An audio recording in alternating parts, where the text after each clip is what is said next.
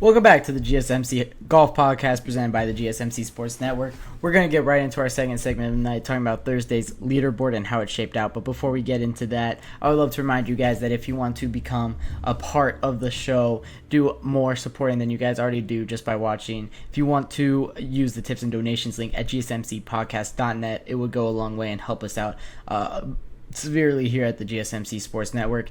So with that being said, we're going to get right into our second segment of the night, talking about Thursday's leaderboard and how it all shaped out and who separated themselves. And it's Patrick Cantlay and Rory McIlroy who stand up top the leaderboard with the 18-hole lead.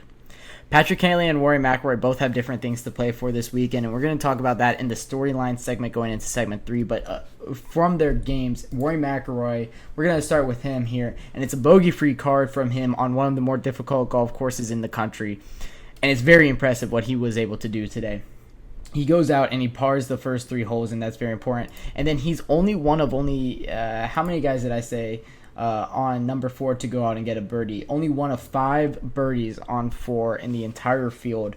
Very impressive what he was able to do on the par 4, 528. Really let the driver go with this one, and was able to put himself into a great spot to get birdie on a hole that really plays like a par 5. So very impressive what he was able to do. And then on the actual par 5 fifth, he goes out and gets a birdie on the easiest hole on the golf course. That is the one hole to take a look at for all of these guys going into the weekend here and going into Saturday, Sunday. They need to be able to take advantage of the par 5 fifth. If they can't do it on the par 5 fifth, they're going to end up in the green on the scorecard. They need to get a birdie here. This is the biggest opportunity to get a birdie. This is only one of 2 entire holes on the golf course that play under par. And speaking of that, going on with Rory McIlroy's scorecard, he was also able to birdie the 10th, which is the second easiest hole and the only other hole on the golf course that plays under par. So for him,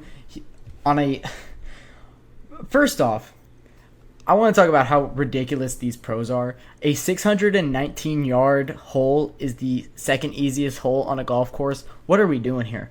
The distance that these guys are driving these balls, and then the second shots that they're hitting with the fairway woods it's insane. These guys are, every year they get better and better, and every year it gets more and more impressive, and it's really impressive what they've been able to do. Rory McIlroy especially. Of course, he is the world golf number 3 going into this tournament, so he is expected to do well. But I didn't expect him to do this well on day 1.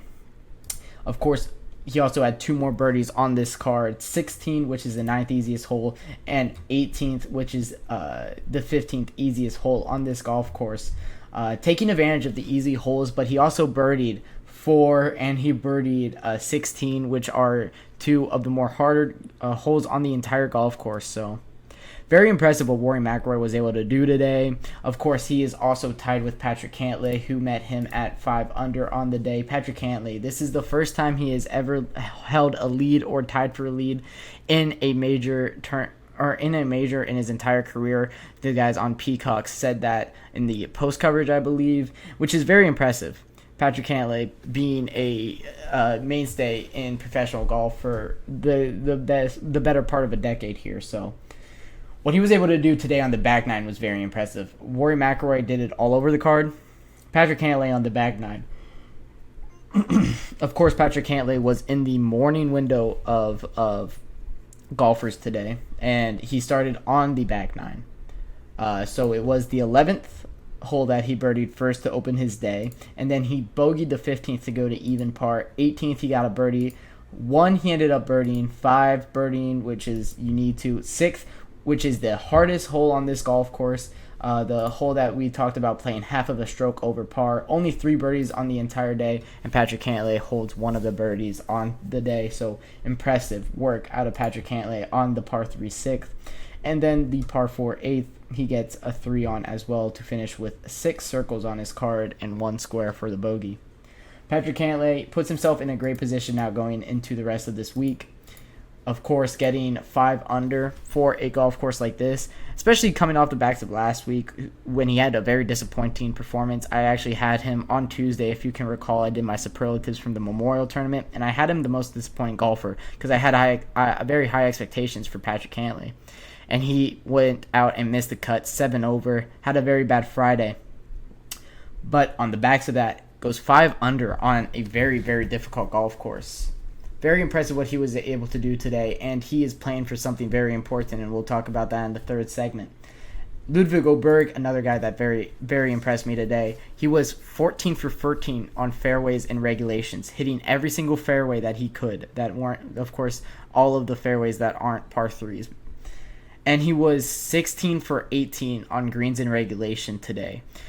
Ball striking wise, did the best in the field today. Very impressive what he was able to do with the driver and the irons going into the greens too. I say it a lot that this guy has the most potential of any golfer I've ever watched. He has the prettiest golf swing I've ever seen. It kind of goes against what Scotty Scheffler does with his kind of feet shuffle that he does with his swing. Ludwig Oberg has the if you want to model your swing out of any tour pro, Ludwig Oberg has probably the prettiest one, and I would recommend doing it with his.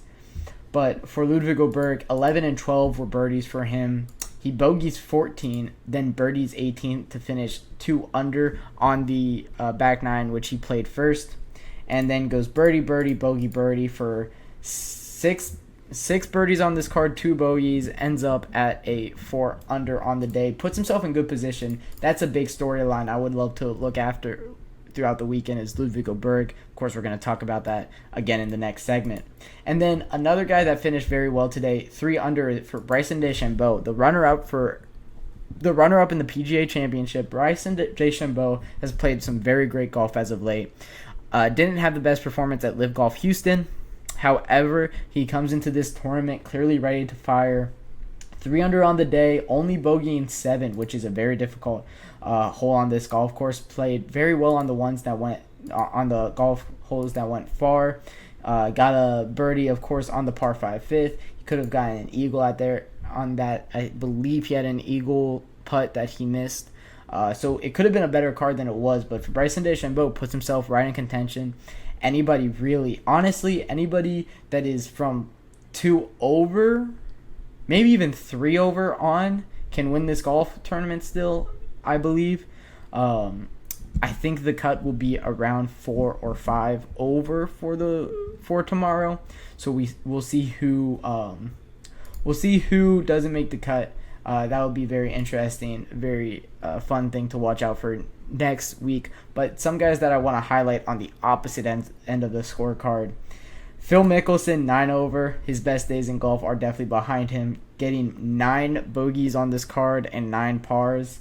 Not a pretty card from Phil Mickelson. Another guy that doesn't have a pretty card is Victor Hovland, who just is not playing good golf. I was fooled from that performance at the PGA Championship.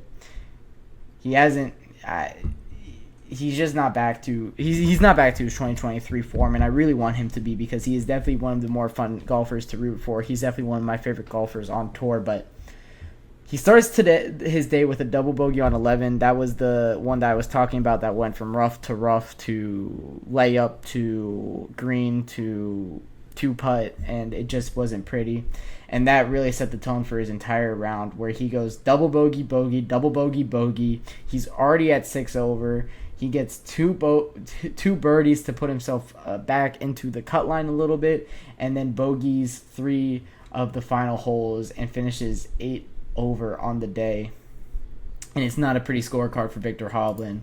He's gonna need to go back to the shop and work on some things. I don't know where he's at with his coach, what they're doing together, but I know Victor Hovland has it in him to win a major, but it just isn't looking like this year is the year. Maybe this one is a write-off for Victor Hovland.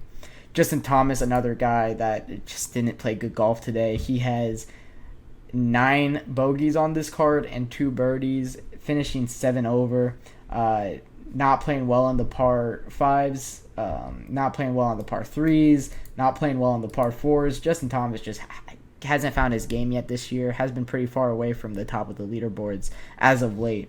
And hopefully for Justin Thomas, he can get back to the form that he found in 2022 to capture that PGA Championship, but he looks pretty far from it right now.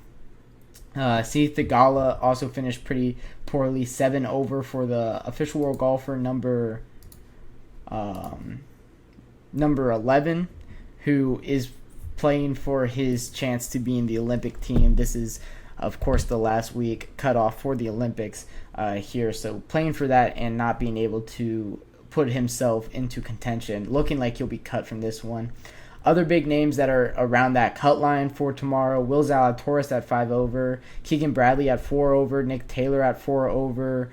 You also have Byung-Hun An at 4 over, Sung Jae Im at 4 over, Dustin Johnson 4 over, Adam Hadwin, Tiger Woods. The clump of people are at 4 over, and then a bunch of people at 3 over that are worth mentioning: JT Poston, Wyndham Clark, Nick Dunlap, Court Kitayama, Minwoo Lee, Matt Fitzpatrick, Sam Burns, Jordan Spieth. So we'll see what tomorrow holds for these guys, if they're able to put a run at the cut line and be able to play into the weekend here.